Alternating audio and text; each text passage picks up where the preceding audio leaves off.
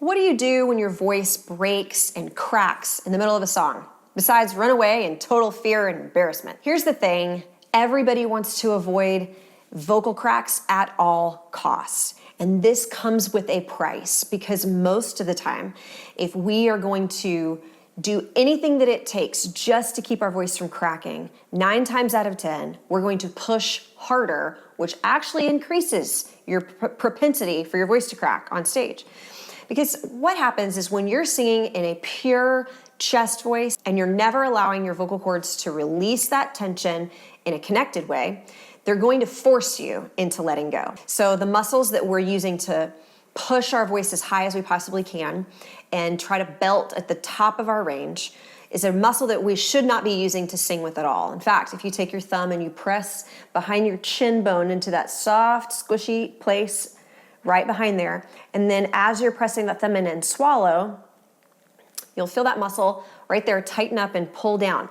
It's your digastric muscle. This muscle is one of the most primary straining muscles in the whole picture of pushing. This muscle, because you felt it when you swallow, is vital for survival. We have to use that muscle to swallow food and drink, but it's bad for singing.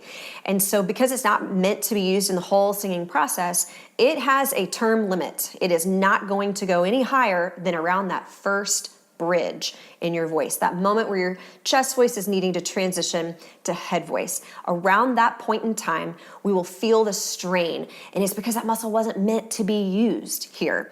It doesn't actually have to hurt to sing loud and high if you're using the right muscles. So what we're trying to do here is disengage any of those muscles that create strain and learn how to engage the ones that promote healthy chord closure, healthy power, healthy mix, or belting, if you will. The other way that sometimes our vocal cords can crack and break is that we are actually letting go too much. We're not apprehending quite enough compression, and they just slip out just a little bit. It doesn't always have to do with straining as much as sometimes letting go without having a healthy amount of compression involved.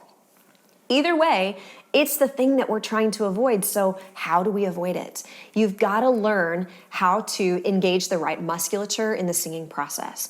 One of the ways that we do this is teaching our voice how to find compression instead of strain. So instead of this muscle right here that you feel when you swallow, we're trying instead to find a muscle that's putting a gentle compression on the vocal cords laterally like a baby does when they're crying and they go, wah, wah. I can also normalize this sound very easily, but put a little bit of cry behind a ma, ma, ma, ma, ma, ma, ma, ma, ma, ma, ma. My voice is connecting through my bridges without any interruption of chord closure to airflow, right? The interruption is what causes that vocal break that we hear. Ma, ma, ma, ma, ma, ma, ma, those types of things, right? So what we're trying to avoid is that is caused by pushing and or letting go too much, or an overcorrection, if you will, of that strain, and then letting go on the other side by replacing it with something that helps those cords hold together. And this, I truly believe, is the intended design behind our bodies by our Creator to make sound happen out of our bodies. And to me, it's evidenced by how babies come out doing this instinctively. They instinctively know how to cry and connect. As we get older, we go through puberty, a lot of those things change and we just don't navigate it very well, very much.